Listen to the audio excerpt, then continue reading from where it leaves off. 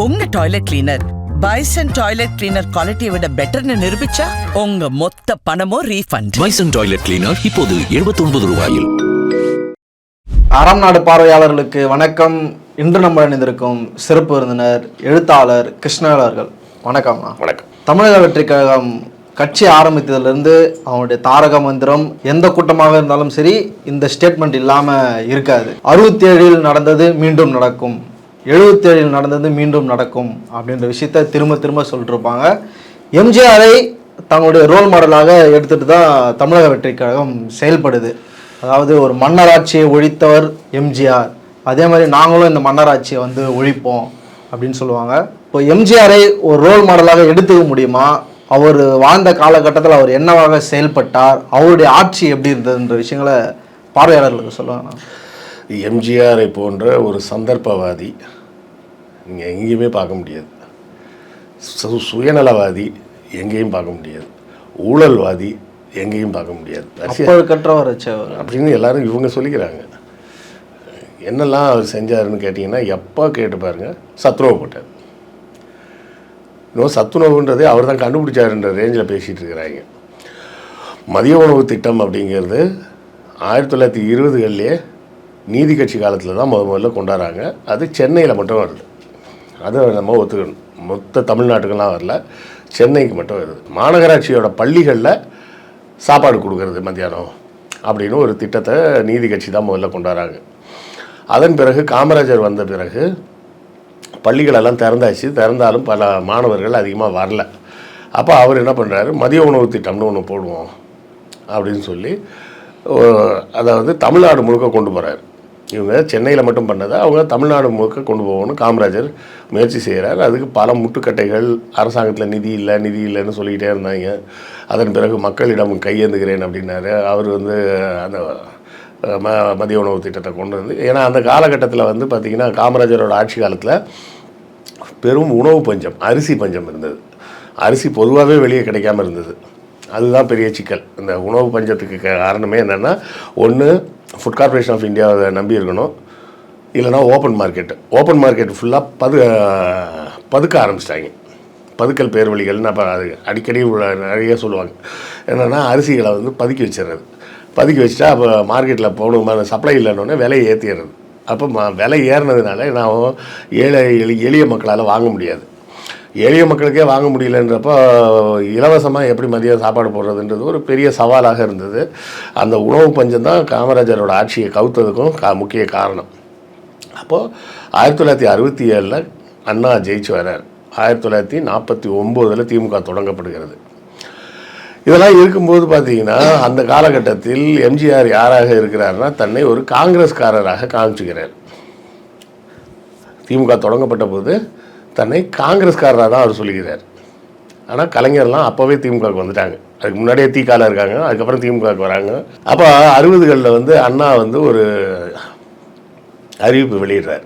என்னென்னா, மேடைகளில் இந்த சால்வை பொன்னாடை போர்த்தக்கூடாது, இனிமேல் கைத்தறி துண்டுகள் வாங்கி போடுங்க. கைத்தறி துண்டுகள் தொடர்ந்து நம்ம ஆட்கள் வாங்கிக்கிட்டே இருந்தோம்னா கைத்தறி நெசவாளர்களுக்கு ஒரு விற்பனை கிடைக்கும், அந்த மாதிரி பண்ணுங்கன்னு சொல்ல வேண்டியதான். இந்த கைத்தறி துண்டுகளை போடுறது அப்படின்ற விஷயங்கள்லாம் நடக்குது. அந்த கைத்தறி துண்டுகளை எடுத்துகிட்டு கலைஞர்லாம் போய் விற்க போகிறார். தெருவாகவே போயெல்லாம் விற்றாங்க திமுகலேருந்து.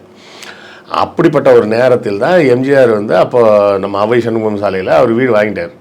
அப்போ தான் வாங்கி அந்த வீட்டில் இருக்கிறாரு. அப்போவும் காங்கிரஸ்காரர் தான் இருக்கிறாரு. ஆனால் எம்ஜிஆருக்கு அதுக்கு பின்னாடி வரும். அப்போ தான் கலைஞர் துண்டெல்லாம் வாங்கிட்டு கட்சியில் சேர்ந்துடுறார், திமுகவில் சேர்றார். எம்ஜிஆர் திரைப்பட நடிகர் அப்படின்றதுக்காக மட்டுமே அவர் வந்தாரா, அரசியலில் ஜெயிச்சாரா அப்படின்னா கேட்டால் அதெல்லாம் கிடையாது. அவர் ஒரு அரசியல்வாதியாக அறியப்பட்ட காரணத்தினால்தான் அவரை மக்கள் ஏற்றுக்கொண்டாங்க. வெறும் சினிமாக்காரர்லாம் ஏற்றுக்கல. அப்படி வெறும் சினிமாக்காரராக ஏற்றுக்கணுன்னா அந்த காலத்தில் எம்ஜிஆருக்கு சமமாக புகழ் பெற்றவர் சிவாஜி திமுகவிலிருந்து நீக்கப்படுகிறார். எதுக்குன்னா திருப்பதி கோயிலுக்கு போயிட்டார். அப்போ அண்ணா ரொம்ப ஸ்ட்ரிக்டாக இருந்தார். கட்சிக்காரங்கள்லாம் இந்த கோயிலுக்கு பஜனை எல்லாம் பண்ணக்கூடாது அப்படின்றதுல ரொம்ப ஸ்ட்ரிக்டாக இருந்தார். பிற்காலத்தில் கலைஞர் அதை கொஞ்சம் கலைஞர் விட்டார்னு சொல்கிறத விட எம்ஜிஆர் காலத்தில் தான் அதெல்லாம் நடந்தது. அதுக்கப்புறம் தான் இந்த எல்லாருமே போக ஆரம்பிச்சதுன்னு வைங்க. அப்போது திருப்பதி கோயிலுக்கு அவர் போயிட்டு வந்திருக்காருன்னு பத்திரிகையில் நியூஸ் வந்தோடனே கட்சியிலிருந்து நீக்கப்படுகிறார். அவர் அப்புறம் போய் காங்கிரஸில் சேரலாமான்னு பார்க்குறாரு. அப்புறம் தனியாக ஒரு கட்சி ஆரம்பிக்கிறாரு. எதுவுமே செல்ஃப் எடுக்கலை. அப்புறம் அவர் அதெல்லாம் விட்டுட்டு அவர் பேசாமல் சினிமாவில் கான்சன்ட்ரேட் பண்ண போயிட்டார். எம்ஜிஆர் தொடர்ந்து கலைஞரின் கதை வசனங்களில் நடிக்கிறார். எம்ஜிஆருக்கு முதலில் அந்த மர்மயோகி படத்தில் சான்ஸ் வாங்கி கொடுத்ததே யாருன்னா கலைஞர் தான். இதுவே நிறைய பேருக்கு தெரியாது. இந்த நீங்கள் இப்போ தாவேக்கா சொன்னவருக்கு தான் சொல்கிறேன். அவர் இந்த காஞ்சிபுரத்தில் ஒன்று பேசினார், குறி வைத்தால் தவற மாட்டேன், தவறும் என்று தோன்றினால் குறி வைக்க மாட்டேன் அப்படின்னு. எம்ஜிஆர் பேசுகிற டயலாக்லாம் எம்ஜிஆரே எழுதுவாருன்னு நினச்சிக்கிட்டார் போல இருக்கு விஜய். கொஞ்சமாக தெரிய வராதா நம்ம படத்துக்கு நம்மளா வசனம் எழுதுறோம் அப்படின்னு. சினிமா துறையில் இருக்கிறவருக்கு அதுவே தெரியல. ரெண்டாவது அதை விட காமெடி என்னென்னா, இந்த ஸ்கிரிப்டை ஒருத்தன் எழுதி கொடுத்தான் பார்த்தீங்களா, அது மேக்ஸிமம் எனக்கு தெரிஞ்சு ராஜ்மோகனோ இல்லை ஜெயமோகன் எழுத்தாளர் கூட எழுதி கொடுக்குறாருன்னு சொல்கிறாங்க. அவங்களுக்கு அவ்வளோதான் அறிவு இருந்திருக்கு. இது என்ன காமெடினா, நீ போய் என்ன பண்ணியிருக்காங்க, விக்கிபீடியாவில் போய் பார்த்துருக்காங்க. விக்கிபீடியாவில் என்ன போட்டிருக்குன்னா, வசனம் ஏஎஸ்ஏ சாமி அப்படின்னு போட்டிருக்கு. ஏஎஸ்ஏ சாமின்னோடனே யாரோ ஒருத்தர் தானே எழுதுனது, நம்ம யூஸ் பண்ணிக்கலான்னு எம்ஜிஆர் டைலாக்னு போட்டாங்க. உண்மை என்னென்னா, அந்த படம் கலைஞருக்கு 2வது படம். அவரோட ஃபஸ்ட்டு படம் வீர அபிமன்யுன்னு ஒரு சாமி படம். அந்த படத்துலேயே கூட அவர் இந்த வசனங்கள்லாம் வச்சுருப்பார். கண்ணன் சொன்னதை மன்னன் சொன்னாலும் மீறமாட்டேன் அப்படி இப்படின்லாம் டைலாக்லாம் வரும். அடுக்குமொழி வசனங்கள் அந்த சாமி கதையிலே உள்ளே வச்சுருப்பார். நிறைய புரட்சிகரமான கருத்துக்கள்லாம் உள்ளே வைப்பார். அந்த படத்தை வெளிவந்தப்போ என்ன போட்டாங்கன்னா, வீர அபிமன்யுவில் வசன உதவி மு கருணாநிதினு போட்டாங்க. கலைஞர் போய் அந்த ப்ரொடியூசர்கிட்ட சண்டை போடுறாரு, நாங்கள் ஃபுல் வசனமும் நான் தான் எழுதி கொடுத்துருக்குறேன், அப்புறம் வசன உதவின்னு போட்டிருக்கீங்க. இல்லை, உங்கள் வசனங்கள்லாம் கொஞ்சம் பிரபலமாகட்டும் போடலான்னு. நீ பேர் போட்டால் தான் நான் பிரபலமாவேன், பேர் போடாமல் எப்படியா பிரபலமாகும் அப்படின்னு சொல்லி அவர் வாக்குவாதத்தில் ஈடுபடுறாரு. அப்போ இவர் கொஞ்சம் கோபமாக இருக்காருன்றப்ப 2வது படம் தான் மர்மயோகி. இவர் கொஞ்சம் தாஜா பண்ணணுன்னு கொஞ்சம் விட்டு கொடுக்குறாங்க. அப்போ கலைஞர் தான் என்ன பண்ணுறாரு, என் ஃப்ரெண்டு இவர் ஹீரோவாக போடுங்கன்னு எம்ஜிஆரை ஹீரோவாக போட சொல்கிறார். சரியா? எம்ஜிஆரை அந்த ப்ரொடியூசர் மறுத்துட்டார், முடியாதுன்ட்டார். ஏன் அப்படின்னு கேட்டால், எம்ஜிஆருக்கு இந்த ரெட்டை நாடின்னு சொல்லுவாங்க. நமக்குலாம் இப்படி ரவுண்டாக இருக்குல்ல, எம்ஜிஆருக்கு இந்த இடத்துல ஒரு பள்ளம் இருக்கும், அது ரெட்டை நாடிம்பாங்க. ஒரு சிலருக்கு அதுவே பார்க்க அழகாகவும் இருக்கும். எம்ஜிஆருக்கு பிற்காலத்தில் ரொம்ப கவர்ச்சியானதே அந்த ரெட்டை நாடி தான். ஆனால் ப்ரொடியூசர் என்ன சொல்லிட்டாரு, அதுக்கு நாடியில் அதிகமாக வெட்டுத்தலும்பு மாதிரி இருக்கியா, இந்த மூஞ்சி செட் ஆகாது அப்படின்ட்டு, இதெல்லாம் வியாபாரம் ஆகாது அப்படின்னு சொல்லிட்டார். உடனே கலைஞர் தான் பேசி, இப்போ என்ன நாடியில் அந்த தழும்பு தான் பிரச்சனையா, தாடி வச்சிரு அப்படின்னாரு. அதனால தான் மர்மயோகி படத்தில் பார்த்தீங்கன்னா எம்ஜிஆர் தாடி வச்சிருப்பார். சம்மந்தமே இல்லாமல் எதுக்கு தாடி வைக்கணும், தாடி வச்சிருக்கிறது அந்த ரீசனில் தான் தாடி வச்சிருப்பாரு. அந்த படத்துக்கும் முழு வசனமும் எழுதியது கலைஞர் கருணாநிதி தான் எழுதினது. எம்ஜிஆருக்கு அப்போது முதலில் திரைப்பட வாய்ப்பு அப்படிங்கிறத வாங்கி கொடுத்து, அதை தொடர்ந்து மந்திரிகுமாரி, ராஜகுமாரி அப்படின்னு ஏகப்பட்ட படங்களுக்கு தொடர்ந்து வாய்ப்புகள்லாம் வாங்கி கொடுத்து அவரை நடிக்க வச்சு அப்படி தான் கொஞ்சம் கொஞ்சமாக அவர் வெளியே வர்றார். அப்போ அதே காலகட்டத்தில் தான் சிவாஜி பராசக்தியில் வர்றார். 2 பேரும் கிட்டத்தட்ட ஒரே காலகட்டத்தில் தான் வெளியே வராங்கன்னு நீங்கள் புரிஞ்சுக்கலாம். எம்ஜிஆர் தெளிவாக புரிஞ்சுக்கிட்டார், நாம் இந்த சாமி கீமின்னு சொன்னோம்னா சிவாஜிக்கு நடந்தது தான் நமக்கு நடக்கும், ஆட்சி தொத்திடுவாங்க, நாரி போயிடுவோம். அதுவும் போக இப்போதைக்கு பார்த்தா அந்த 60கள் வரும்போதே பார்த்தா திமுகவுக்கு ஒரு பெரிய அலை ஏற்படுது. அதாவது 49ல் இவங்க கட்சி ஆரம்பிக்கிறாங்க, 52ல் முதல் எலெக்ஷன் வருது, சுதந்திர இந்தியாவின் முதல் தேர்தல். அந்த தேர்தலில் திமுக போட்டி போடலை. அப்புறம் 55ல் ஒரு மாநாடு போடுறாரு அண்ணா, போட்டு நாம் தேர்தலில் நிற்கலாமா வேண்டாமா, கட்சிக்காரங்கள்லாம் ஓட்டு போடுங்க அப்படின்னு ஒரு தேர்தல் வைக்கிறார். அதில் பெரும்பான்மையானவர்கள் நாம் நிற்கலாம் அப்படின்னு சொல்கிறாங்க. சொன்ன உடனே நிற்கிறாங்க. எப்போது 52 முடிஞ்சு 57 அடுத்த எலெக்ஷனில் நிற்கிறாங்க. நின்னா ஒரு குறிப்பிட்ட இடங்களில் ஜெயிக்கிறாங்க, ஒரு 10 என்னவோ ஜெயிக்கிறாங்க. அந்த தேர்தலில் போட்டியிட்டவர் கலைஞர். அப்போது அடுத்த எலெக்ஷன் 62ல் வருது. 62ல் காமராஜர் கங்கணம் கட்டிட்டு சொல்கிறார், திமுகவில் இந்த 10 பேரில் ஒருத்தன் கூட ஜெயிக்கக்கூடாது, தீவிரமாக வேலை செய்யுங்க அப்படின்னு இறக்கி விடுறாரு. அந்த 10 பேரில் கலைஞரும் ஒருத்தர், 10-15 நினைக்கிறேன். தீவிரமாக வேலை செஞ்சு அண்ணா முதற்கொண்டு எல்லாருமே தோற்கடிக்கப்பட்டார்கள். 57 ஜெயிச்சதில் கலைஞரை தவிர மீது எல்லாருமே தோத்துட்டாங்க. ஆனால் திமுகன்ற கட்சி கிட்டத்தட்ட 50 சீட்டு ஜெயிச்சிருச்சு. முதல் தடவையாவது 15 சீட்டு ஜெயிச்சாங்க. அந்த 15 பேர் தோற்று இருந்தாலும் மற்ற இடங்கள்லாம் சேர்த்து ஒரு 50 இடத்துல ஜெயிச்சிட்டாங்க. காமராஜருக்கு என்ன பண்ணுறதுனே தெரியல. அப்புறம் தான் 67 கூட்டணி வைக்கிறாங்க. அப்போதும் எம்ஜிஆர் அரசியலில் கட்சியில் ஒரு ஆள், அவ்வளோதான், எம்எல்ஏ கூட கிடையாது. சரியா? அந்த பக்கம் திரைப்படங்கள் போயிட்டு இருக்கு. ஆமாம். அப்போ 67 ஆட்சிக்கு வராரு. ஆட்சிக்கு வந்து ஜெயிக்கிறாரு. அண்ணா ஜெயிக்கிறார். 69 அண்ணா இறந்துட்டார். அண்ணா இறந்தவுடன் கலைஞர் முதலமைச்சராக வர்றாரு. அதுக்கு ஒரு சின்ன குழப்பங்கள்லாம் வருது. அப்புறம் பெரியார் தலையிட்ட உடனே நெடுஞ்செழியன் கொஞ்ச நாள் கோச்சிட்டு இருந்தார். ஏன்னா அப்போ வந்து எம்ஜிஆர் வந்து கொஞ்சம் கட்சி ஆட்கள் மத்தியில் கொஞ்சம் பேர் இருக்குது. அப்படி பேர் இருக்கும்போது டக்குன்னு நான் கலைஞருக்கு தான் சப்போர்ட் பண்ணுறேன் அப்படின்னு ஒரு பிட்டை போட்டார். அவருக்கு தோணிடுச்சு, நெடுஞ்செழியன்லாம் வேலைக்கு ஆகாது, இந்த ஆள் கூட நிற்போம் அப்படின்னு சொல்லிட்டு. நான் சொன்னால சந்தர்ப்பவாதின்னு, இவர் தான் திமுக டாப்பில் எத்தனை மணி நிறுத்த போகிறாரு அப்படின்னு சொல்லிட்டு போய், உண்மையாக தானே, அவர் இல்லைன்னா திமுக கிடையாது. நெடுஞ்செழியன்லாம் இருந்திருந்தாருன்னு வச்சுக்கிங்க, எமர்ஜென்சியோட திமுக கலைச்சிருப்பாங்க. எமர்ஜென்சிக்கு மேலே திமுகன்ற ஒரு கட்சியாக இருந்திருக்காது. நெடுஞ்செழியன் மாதிரி ஒரு தலைவர் இருந்திருந்தா, கலைஞர் போன்ற ஒரு தலைவர் இருந்ததுனால தான் அதை தாண்டி கட்சி நின்றுது. அப்போ அதுனா 70 இந்திரா காந்தி பதவி விலகி மறுபடியும் எலெக்ஷனில் நிற்கிறேன்றாங்க.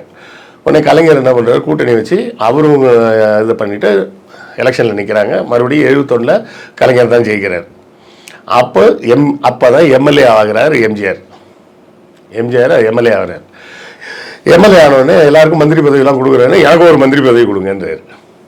அப்போ என்ன சொல்கிறாருன்னா, மந்திரி பதவினா அது அரசு உத்தியோகமாக மாறிடும், கவர்மெண்ட் ஜாப். அது எம்எல்ஏனா மக்கள் பிரதிநிதி தான்.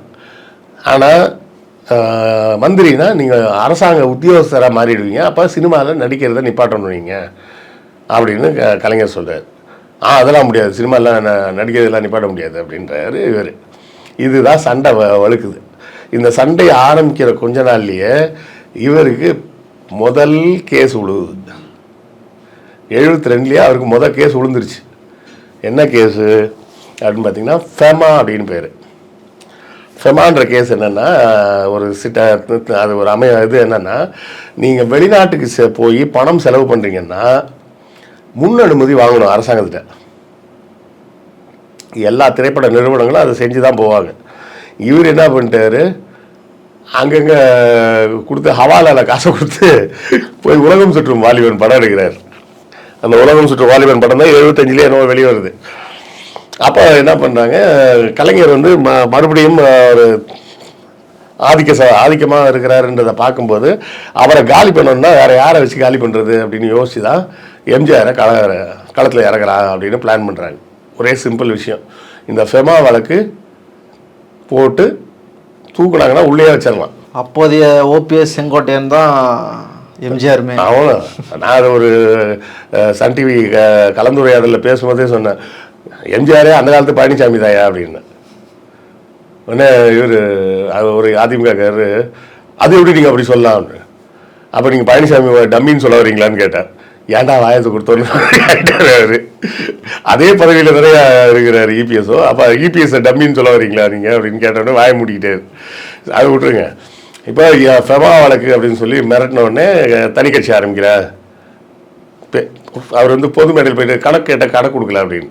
பெரியார் அதான் கூப்பிட்டு கேட்டால், பொருளாளர் நீ தான் கணக்கு கொடுக்கணும், நீ எப்படி கணக்கு கேட்ப? கட்சி கூட்டத்தில் பேச வேண்டியதை மேடையில் பேசுகிற, மேடையில் பேச வேண்டியதை கட்சி கூட்டத்தில் வந்து பேசிகிட்டு இருக்க, லூசா நீ அப்படின்னு பெரியாரே கூப்பிட்டு திட்டி விட்டார். அதோட 73 பெரியார் இறந்துட்டார். இவருக்கு தனி கட்சி ஆரம்பித்து வெளியே வந்துட்டார். வெளியே வந்த பிறகு 77 எலெக்ஷனில் அப்போ தான் எமர்ஜென்சி முடிஞ்சு வருது. இந்த மக்கள் வந்து எமர்ஜென்சியை மறந்து எம்ஜிஆருக்கு ஓட்டு போட்டாங்க. அதுதான் அது மாதிரி வந்து எங்களுக்கும் நடக்கும் அப்படின்னு விஜய் சொல்கிறாரு.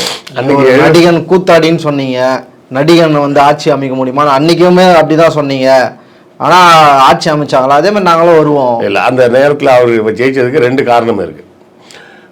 இந்திரா காந்திக்கு கலைஞர் மேலே கோவம். ஏன்னா அப்போ வந்து காங்கிரஸ் ஆட்சியில் இல்லாத 2 மாநிலம் வந்து குஜராத்தும் தமிழ்நாடும். அப்படி இருந்த ஒரே காரணத்தினால எமர்ஜென்சியை உடனடியாக செயல்படுத்த முடியல. மற்ற இடத்துலலாம் காங்கிரஸ் கவர்மெண்ட் இருந்தது, பட்டுன்னு கம்யூனிஸ்ட் எல்லாரையும் பிடிச்சி ஊற்றி உள்ளே போட்டாங்க. நிறைய கம்யூனிஸ்ட் கட்சியை சார்ந்தவர்கள் ஜார்ஜ் பெர்னாண்டஸ் உட்பட எல்லாம் தமிழ்நாட்டுக்கு தான் ஓடி வந்து இங்கே தான் தப்பிச்சு மறைவாக வாழ்ந்துகிட்டு இருந்தாங்க. அதுக்கெல்லாம் கலைஞர் ஹெல்ப் பண்ணுறாருன்னு கலைஞர் மேலே கோவம். அப்போ 77 இந்திரா காந்தியோட கூட்டணி வைக்கிறாரு. எப்படி எம்ஜிஆர் கூட்டணி வச்சு தான் வர்றாரு காங்கிரஸோட. ஆனால் அந்த கூட்டணி சரியான கூட்டணியாக அவங்க செயல்படலைன்ற கோபத்தில் இந்திரா காந்தி வெளியே போயிட்டாங்க. அதன் பிறகு எம்ஜிஆர் செஞ்ச முதல் வேலை என்னென்னா, இடஒதுக்கீடில் உச்சவரம்புன்னு ஒன்று கொண்டாடுறாரு. வருமான உச்சவரம்பு ஆண்டுக்கு 9,000 ரூபா சம்பளம் இருந்ததுன்னா ஓபிசி இது கிடையாது, அப்போ எம்பிசியே கிடையாது, இல்லை பிசி கோட்டாவில் இடம் கிடையாதுன்னாரு.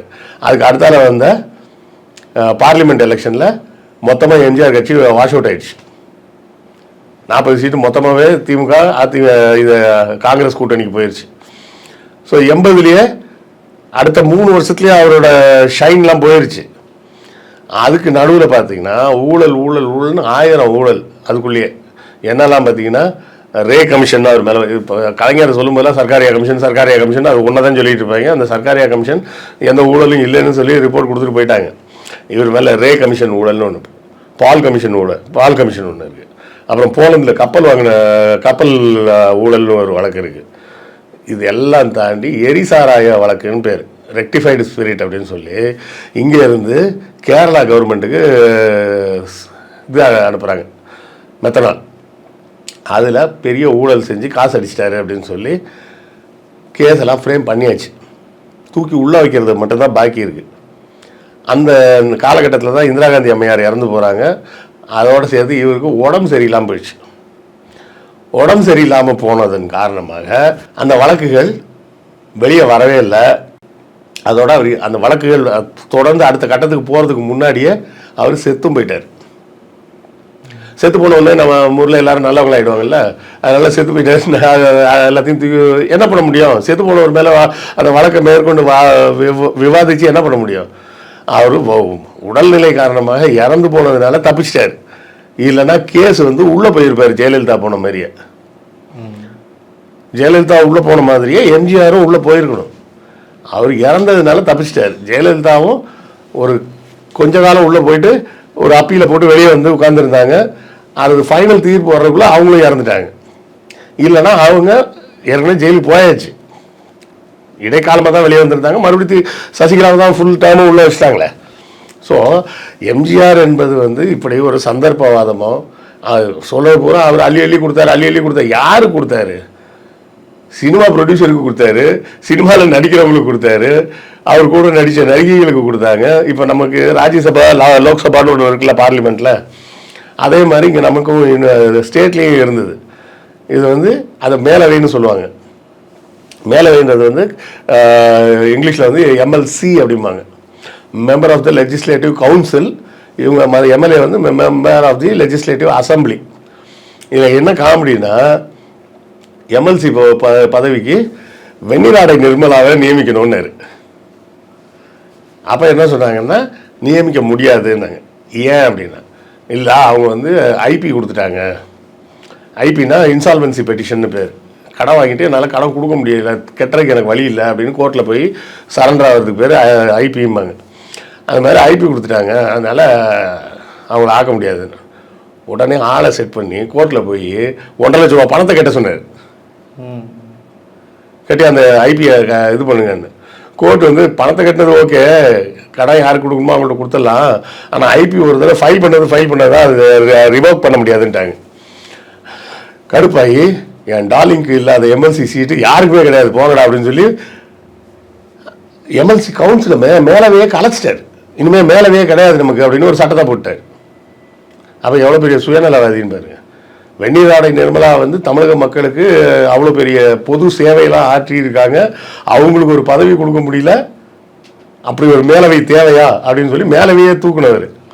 த்ரிஷா, கீர்த்தி சுரேஷ்லாம் வேற அரசியலுக்கு வரணும்னு சொல்லி அதைத்தான் ஆதரிச்சுன்னா வரலாறு திரும்புகிறதுன்னு அவர் வெண்ணிராடை நிர்மலாக்காக மேலவையை கலைச்சாரு. இவர் த்ரிஷாவுக்கும் கீர்த்தி சுரேஷ்காக சட்டமன்றத்தையே கலைச்சாலும் கலைச்சிடுவார். அதுதான் நடக்க போகுது. எதனால சொல்றேன்னா அவங்களுக்கு அரசியல் ஆசை இருக்குது, அதனால நான் எல்லாருக்கும் தான் இருக்கும், யாருக்கு தான் இருக்காது. த்ரிஷாக்கெல்லாம் சிஎம் ஆகணும்னே ஆசை இருக்கு. அடுத்த ஜெயலலிதா ஆகணும். அவங்க த்ரிஷாவுக்கு ரோல் மாடலே ஜெயலலிதா தான். அவங்களுக்கு எந்த யாரு பெண்ணா அவங்களுக்கு யாரை பிடிக்குன்னா அவங்க ஜெயலலிதா தான் சொல்லுவாங்க. அப்போ அரசியல் உங்களுக்கு பிடிக்குமானா ஆமாம் I want to become a chief minister அப்படிலாம் சொல்லிடுறேன். அவ்வளோதான், ஆயிர வேண்டிதான். அது எம்ஜிஆர் என்பது கட்டமைக்கப்பட்ட ஒரு பிம்பம். யாரால் கட்டமைக்கப்பட்டது? பார்ப்பன ஊடகங்களால் கட்டமைக்கப்பட்ட பிம்பம். கலைஞர் அசைக்க முடியாத ஒரு பிம்பமாக இருக்கார். அப்போ அவரோட இமேஜை காலி பண்ணணும் அப்படின்னு சொன்னால் அவருக்கு நேரடி எதிரி இவர் தான் அப்படின்றத தொடர்ந்து கட்டமைச்சிட்டு இருந்தாங்க. அதை நீங்கள் எது வரை பார்க்கலான்னா மணிரத்னம் வரை அந்த வேலை நடந்தது. 20 படம் எடுத்தாங்க. 20 படத்தில் மோகன்லாலையும் பிரகாஷ் ராஜையும் போட்டாங்க. என்னோட கேள்வி, மோகன்லால் என்பவர் மக்களால் ஹீரோ என்று அறியப்பட்ட ஒரு நடிகர். மக்களுக்கு அப்படித்தானே மைண்டில் பதியும். பிரகாஷ் ராஜ் வில்லன் என்று அறியப்பட்ட ஒரு நடிகர். அப்போ நீ வேணும்னே தானே கருணாநிதிக்கு ஒரு வில்லன் ஆக்டரை போட்டு அது வில்லன் அப்படின்னு ப்ரூவ் பண்ணணும்னு தானே விரும்புகிற நீ. இல்லை, 20 தான் நாங்கள் பேர் வச்சுக்கிறோம், 2 பேரும் தானங்க அர்த்தம் அது அப்படின்னு உருட்டுவாங்க. நீ அப்படி வைக்கணும்னா என்ன பண்ணிருக்கணும்? அங்கே மோகன்லால் போட்டால் இங்கே மம்முட்டியை போட்டுருக்கணும். 2 கேரக்டருக்கும் 2 ஹீரோவை போட்டிருக்கணும். இல்லைன்னா என்ன பண்ணியிருக்கணும்? இங்கே பிரகாஷ் ராஜை போட்டு எம்ஜிஆர் கேரக்டருக்கு நாசரை போட்டிருக்கணும். அவர் ஒரு குணச்சித்திர நடிகர், இவர் ஒரு குணச்சித்திர நடிகர், அப்படி போட்டிருந்துருக்கணும். அப்படி போட்டிருந்தேன்னா அது கரெக்டு. அப்போ இந்த பார்ப்பன ஊடகங்கள் எம்ஜிஆருக்கு ஒரு குஷன் கொடுத்துக்கிட்டே இருந்ததுன்னு காரணமே என்னென்னா அவர் மூலமாக பலன் அடைந்தார்கள். பார்ப்பன லாபிக்கு பெரிய பலன் கிடைத்தது. அந்த பலன் கிடைக்கும் மாதிரி அவர் நடந்துக்கிட்டார். கடைசியாக தாய் மூகாம்பிகை கோயிலுக்கே போயிட்டு வரேன்னு போயிட்டு வந்துட்டார். அதோட முடிஞ்சு போச்சு. மொத்தமாகவே திமுக அதிமுக ரெண்டுத்தையும் சேர்த்து தான் சொல்கிறேன். மந்திரி எம்எல்ஏ எல்லாருமே கோயிலுக்கு போகிறதுன்றது அதுக்கப்புறம் தான் சகஜமாக மாறி போச்சு. அதுக்கு முன்னாடி திமுகவை பொறுத்தவரை கொஞ்ச காலம் அதிமுகவை பொறுத்தவரையும் கூட அண்ணாவின் வழி வந்தவர்கள் இந்த பக்தி சம்மந்தப்பட்ட விஷயங்களை தலையிடக்கூடாது, அரசாங்கமாக போய் நம்ம தலையிடக்கூடாதுன்னு ஸ்ட்ரிக்டாக இருந்தாங்க. எம்ஜிஆர் தான் அதையும் கருத்து குட்டிச்சவராகினது. எல்லாத்துக்கும் மேலே டாஸ்மாகும் அவர் தான் திறந்தார். டாஸ்மாகும் அவர் தான் திறந்து வச்சு பல கல்வி தந்தைகளை இப்போ உருவாக்கி வச்சிருக்கிறார். அவர் இவ்வளோதான் நீங்கள் எம்ஜிஆரை பற்றி பார்க்கணும்னா உள்ள உண்மையான பிம்பம். எம்ஜிஆரை பற்றி சரியாக தெரிஞ்சுக்கணும்னா பிம்பச்சிறை அப்படின்னு ஒரு புத்தகமே ஒருத்தர் எழுதியிருக்காரு. அந்த புக்கை வாங்கி படித்து பார்த்தீங்கன்னா தெரியும். அதை பட்டையாக உரிச்சு தொங்க விட்டுருப்பார். எம்ஜிஆர் எப்படிலாம் ஃப்ராடு பண்ணார், என்னெல்லாம் பண்ணார். அது அந்த காலகட்டத்தில் என்னென்னா ஒன்றுக்கும் மேற்பட்ட பெண்களோடு உறவு வைத்து கொள்வதுன்றத சாதாரணமாக விட்டுட்டாங்க. அது காரணம் என்னென்னா அந்த 40கள் 50கள்லாம் 2 கல்யாணன்றது சாதாரண விஷயமாக தான் இருந்தது. அப்படி இருக்கும்போது நமக்கு இங்கே இருக்கக்கூடிய மனப்பான்மையாக தானே முருகனுக்கு 2 பொண்டாட்டி, கிருஷ்ணருக்கு 2 பொண்டாட்டி அப்படின்னு அந்த மாதிரியே அது போயிடுச்சுன்றதுனால அவரோட அந்த பொம்பளை வீக்னஸ் கூட அவரோட திறமைன்ற மாதிரி ஆகிப்போச்சு. ஸோ மொத்தத்தில் அந்த பிம்பச்சிறையிலிருந்து வெளியே வரணும்னா அந்த புத்தகத்தை வாங்கி படிச்சிங்கனாலே போதும். ஆராயத்திற்கு பல்ல தலைப்பு ரொம்ப நன்றிண்ணா. நன்றி.